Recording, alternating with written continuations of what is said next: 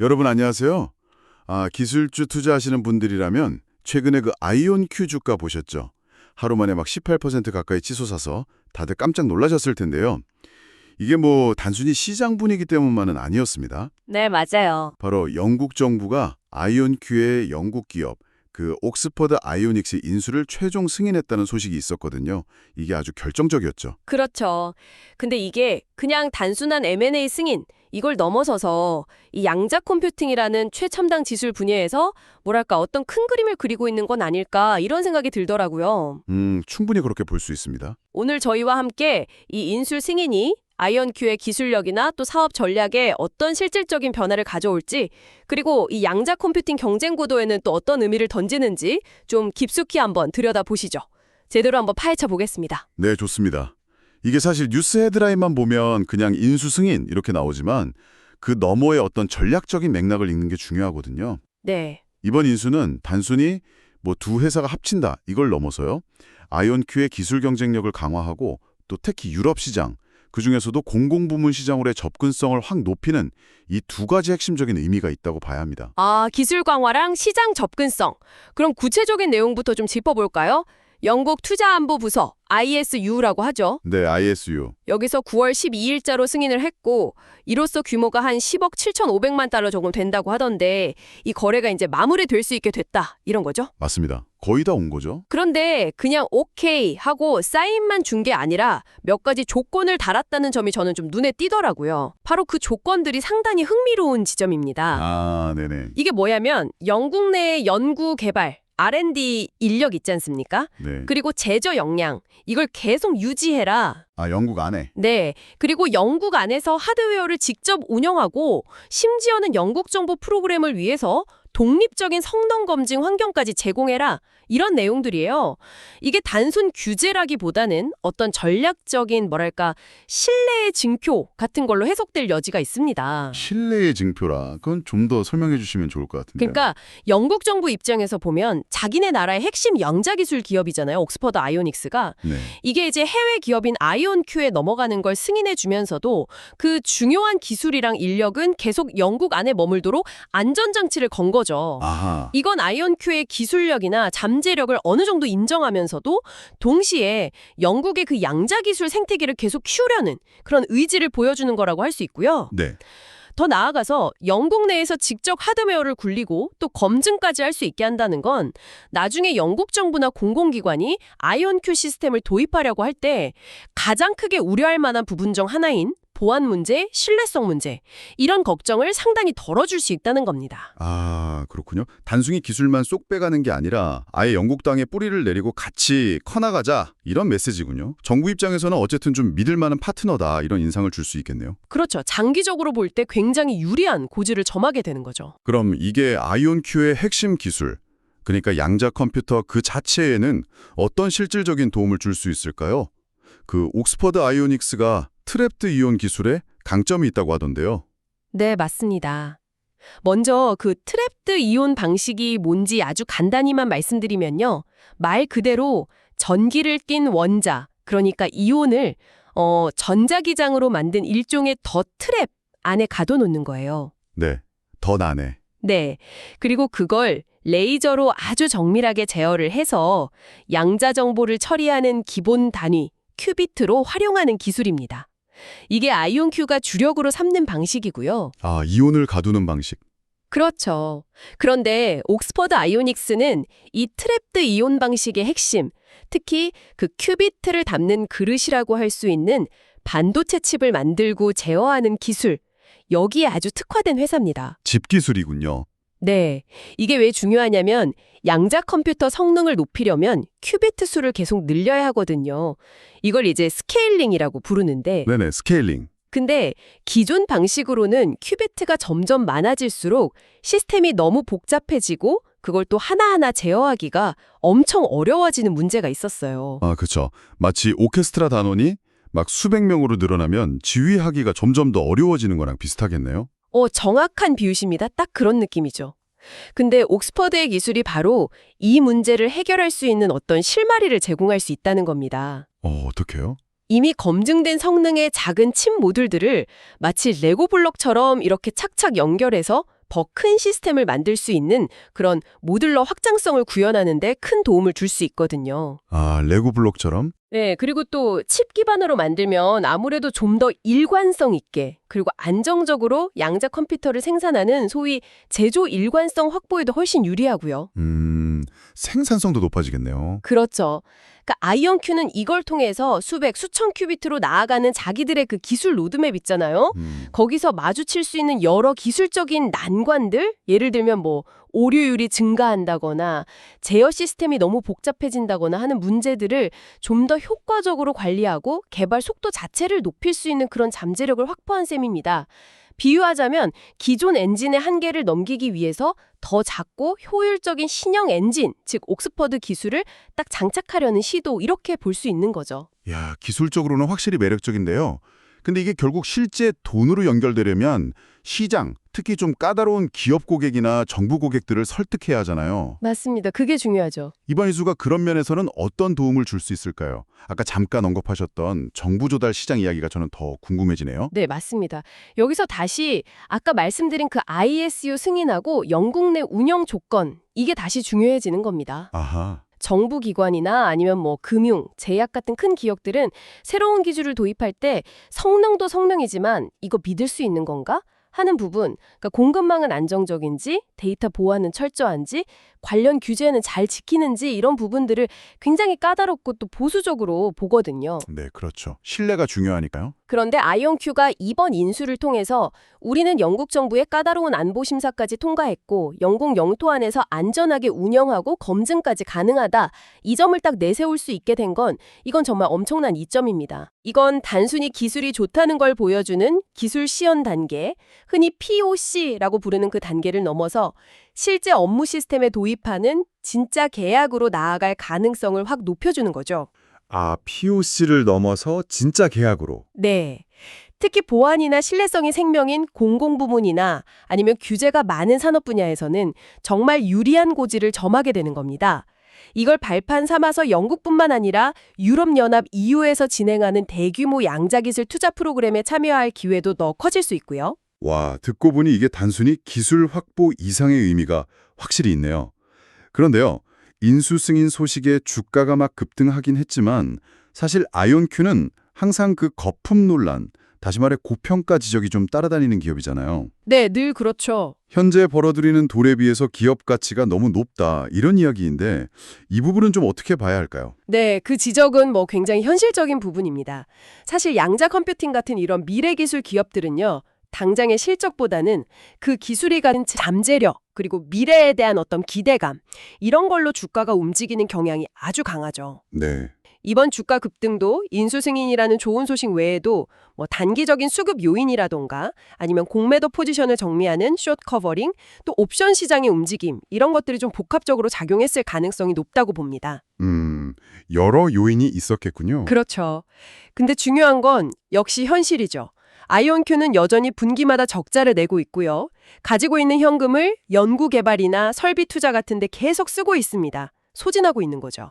매출은 아직 뭐 미미한 수준이고요. 그래서 지금의 이 높은 기업 가치는 앞으로 이 친구들이 약속했던 그 기술 개발 목표를 제때 달성하고 또 실제 돈을 벌 수 있는 상업화 성과를 정말 보여주느냐, 여기에 따라서 크게 흔들릴 수밖에 없다는 겁니다. 그렇죠. 기대에 못 미치면 만약에 기술 개발이 좀 지연되거나 아니면 기대했던 것만큼 계약을 따내지 못하면 실망 매물이 막 쏟아져 나올 수도 있는 거죠. 게다가 이번 인수 과정에서 주식이 추가로 발행될 수도 있거든요. 그러면 기존 주주들의 지분 가치가 좀 희석될 가능성도 있고 또 두 회사를 합치는 과정에서 예상치 못한 통합 비용이 발생할 수도 있고요. 이런 것들도 단기적인 주가 변동성을 키울 수 있는 위험 요인이라고 할 수 있습니다. 그렇군요. 아이온큐가 2030년까지 수백만 큐비트 시스템을 만들겠다, 이런 아주 야심찬 목표를 내걸었잖아요. 네, 로드맵이 아주 공격적이죠. 최근에는 그 핵심 소재라는 합성 다이아몬드 필름 개발에 진전이 있었다, 이런 소식도 있었고요. 하지만 말씀하신 것처럼 이게 정말 말처럼 쉬운 길은 아닐 텐데 이 기술 로드맵을 달성하려면 구체적으로 어떤 과제들을 넘어야 할까요? 이건 정말 거대한 도전입니다. 일단 수백만 개의 큐비트를 안정적으로 만들고 또 연결하는 것 그 자체도 엄청나게 어렵지만요. 더 중요한 건 이 큐비트들이 얼마나 정확하게 그러니까 높은 충실도로 작동하느냐, 그리고 외부 간섭 없이 양자 상태를 얼마나 오랫동안 유지하느냐, 이걸 긴 결맞음 시간 코헤런스 타임이라고 하죠. 네, 결맞음 시간. 그리고 계산 과정에서 발생하는 오류를 얼마나 효과적으로 바로잡느냐, 이게 오류 정정, 에러 코렉션이고요. 이 세 가지가 핵심입니다. 정확도, 유지 시간, 오류 정정. 네, 옥스퍼드 아이오닉스의 그 모듈러 기술이 큐비트 수를 늘리는 데는 분명 도움을 줄 수 있겠지만 그게 전부는 아니라는 거죠.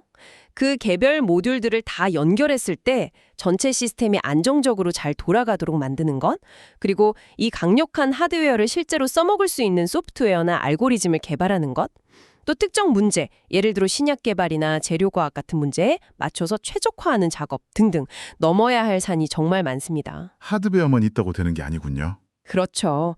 수백만 키비트짜리 컴퓨터를 떡하니 만들었다고 해도 그걸로 진짜 복잡한 문제를 풀어낼 수 있는 똑똑한 소프트웨어가 없다면 뭐 그냥 비싼 장식품일 수도 있거든요. 아, 생각보다 더 복잡하네요. 네. 그래서 앞으로 아이온큐가 자기들 기술 로드맵상의 구체적인 목표들 있잖아요. 예를 들어서 몇 큐비트 시스템을 언제까지 만들겠다. 연산 정확도, 즉 게이트 충실도는 어느 수준까지 높이겠다. 오류 정정은 어떤 단계까지 구현했다. 이런 핵심 성과 지표, 이른바 KPI, 키 퍼포먼스 인디케이터를 얼마나 투명하게 공개하고 또 분기별로 그 약속을 얼마나 잘 지켜나가는지를 보여주는 것. 이게 투자자들의 신뢰를 얻는 데 아주 결정적일 겁니다. 말로만이 아니라 정말 결과로 증명해야 하는 거죠. 네, 결과로 보여줘야 한다. 결국 양자 컴퓨터도 이게 쓰임새가 있어야 가치가 있는 거겠죠?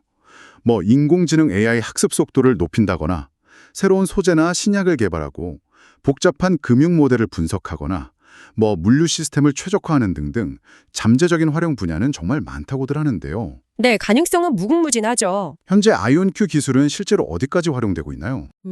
아이온큐 시스템은 현재 그 아마존 AWS나 마이크로소프트 애저, 구글 클라우드 같은 주요 클라우드 플랫폼을 통해서 이용할 수가 있습니다. 아, 클라우드로. 네, 그래서 기업이나 연구자들이 비교적 쉽게 접근해서 한번 테스트를 해볼 수 있는 환경은 되어 있죠.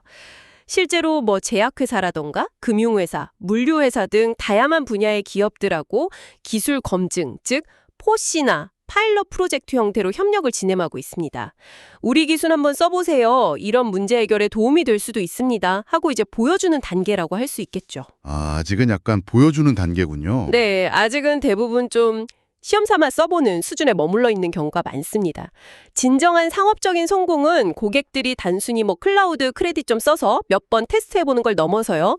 자신들의 실제 업무 과정, 그러니까 워크로드에 양자 컴퓨팅을 본격적으로 도입해서 눈에 띄는 사업적인 이득을 얻는 거죠.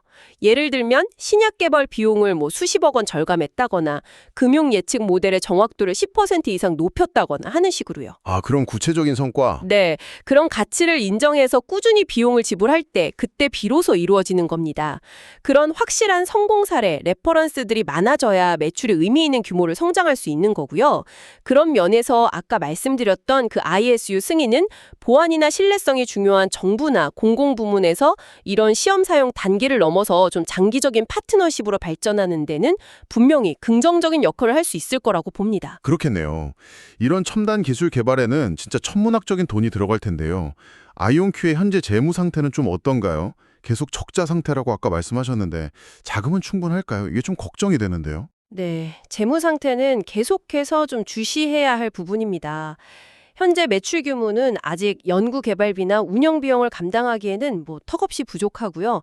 그래서 영업 손실하고 현금 소진이 계속되고 있는 상황입니다. 비유를 하자면 아직 정식으로 승객을 태우고 운항을 시작하지는 못했지만 계속해서 최첨단 비행기를 설계하고 만들고 테스트하는데 막대한 돈을 쏟아붓고 있는 그런 항공 스타트업과 좀 비슷하다고 볼 수 있겠네요. 돈 먹는 하마군요, 아직은. 그렇죠. 과거에 대규모 자금 조달, 그러니까 상장이나 증자를 통해서 상당한 현금을 확보해두기는 했습니다. 하지만 수백만 큐비트 시스템 개발이라는 그 장기적인 로드맵을 생각하면 앞으로 추가적인 자본 조달이 필요할 가능성이 매우 높다고 봐야죠. 계속해서 자금을 투입해야 하는 상황인 겁니다. 또 돈이 필요하겠네요. 네. 게다가 이번 옥스퍼드 아이오닉스 인수 이후에는 부회사의 인력이나 설비를 합치고 또 중복되는 기능이 있으면 정리하고 기술 개발 계획도 다시 조율하고 이런 과정에서 예상치 못했던 일회성 비용이 발생할 수도 있어요. 이런 점들이 단기적으로는 수익성에 좀 부담을 줄 수 있고요. 통합 비용도 만만치 않겠군요. 네. 따라서 앞으로 아이온큐가 보유한 순현금이 얼마나 되는지, 그리고 한 분기에 현금이 얼마나 빠르게 줄어들고 있는지, 이걸 현금 소진 속도라고 하죠. 그리고 자금이 떨어지기 전에 어떻게 추가 자금을 마련할 계획인지, 이런 것들을 아주 면밀히 지켜보는 것이 중요합니다. 네. 양자 컴퓨팅 분야를 보면 아이온큐만 있는 게 아니잖아요. 구글이나 IBM 같은 거대 기업들도 있고 또 기술 방식도 아이온큐가 하는 트랩드 이온 말고 초전도체 방식, 또 빛, 광자를 이용하는 방식, 중성원자를 쓰는 방식 정말 다양하게 경쟁하고 있는 것 같은데요. 맞습니다. 정경 환경은 정말 뜨겁습니다. 이 치열한 경쟁 속에서 아이온큐는 어떤 차별점을 가지고 좀 살아남으려고 할까요? 그렇죠. 이게 마치 그 스마트폰 시장 초기 같아요. 여러 운영체제랑 제조사들이 막 각자의 방식으로 경쟁했던 것과 좀 비슷하다고 볼 수 있습니다. 아이온큐가 사용하는 트랩드 이온 방식은 아까 말씀드린 대로 그 큐비트의 양자 상태가 비교적 오래 유지가 되고요. 긴 결맞음 시간, 또 큐비트 간의 연산 정확도, 특히 이 큐비트 게이트 총실도가 높다는 장점이 있습니다. 네, 정확도가 높다. 그리고 초전도 방식처럼 아주 극저온의 냉각 시설이 반드시 필요한 건 아니고 상온에서도 작동이 가능하다는 점도 운영 측면에서는 이점일 수 있죠. 아, 상온 작동. 하지만 단점도 물론 있습니다. 시스템 구조가 상당히 복잡하고 수많은 레이저를 아주 정밀하게 제어를 해야 하고 또 큐비트 수를 늘리기 위해서 칩 형태로 만드는 그 집적화 과정이 기술적으로 꽤 까다롭다는 점, 이런 것들이 계속 지적되어 왔습니다. 단점도 있군요. 그런데 이번 옥스퍼드 아이오닉스 인수는 바로 이런 단점들, 특히 그 집적화의 어려움을 정면으로 돌파하려는 시도로 볼 수 있다는 겁니다. 아, 단점을 보완하기 위해서. 네.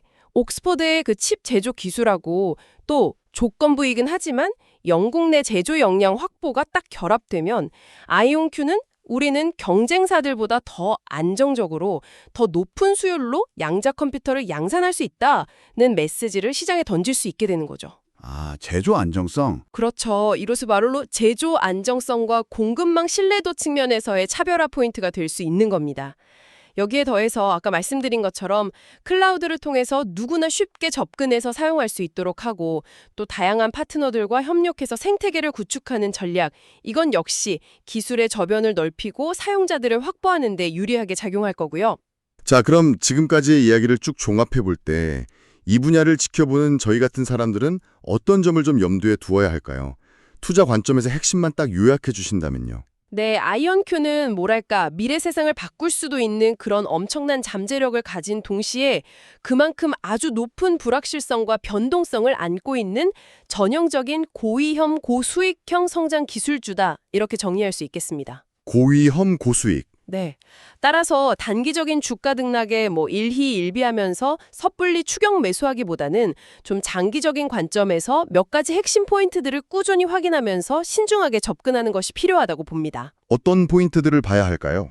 구체적으로는 아이온큐가 스스로 제시한 그 기술 로드맵을 예정대로 잘 달성하고 있는지, 그리고 단순한 POC를 넘어서 실제 매출로 이어지는 의미 있는 상업 계약을 체결하는지, 마지막으로 재무 상태, 특히 현금 보유량과 그 소진 속도가 안정적으로 관리되고 있는지, 이런 것들을 지속적으로 점검해야 합니다. 로드맵, 계약, 재무. 네.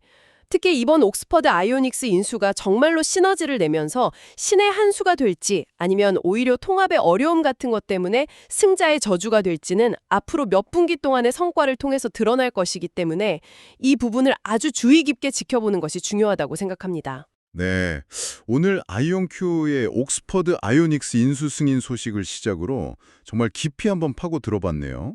정리를 해보자면 이번 ISU 승인은 아이온큐에게 기술 로드맵을 좀 가속화하고 특히 영국과 유럽 시장을 공략하기 위한 아주 중요한 발판을 마련해준 긍정적인 사건임은 분명해 보입니다.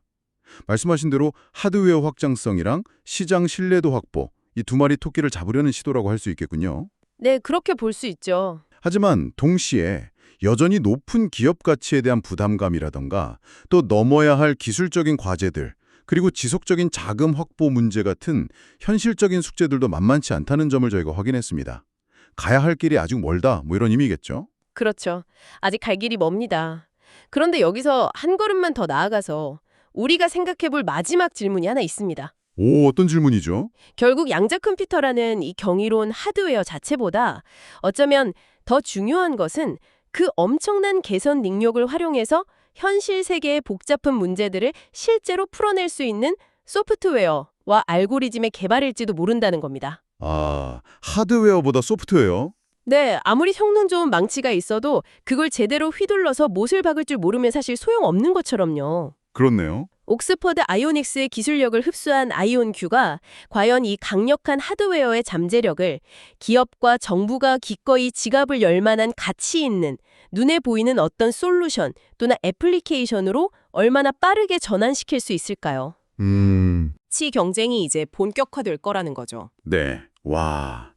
정말 흥미로운 질문을 던져주시네요. 양자 컴퓨터의 진짜 미래를 상상하게 만드는 그런 마무리가 아닌가 싶습니다. 오늘 저희의 탐험은 여기까지입니다. 함께 깊이 고민해 주셔서 정말 감사합니다. 네,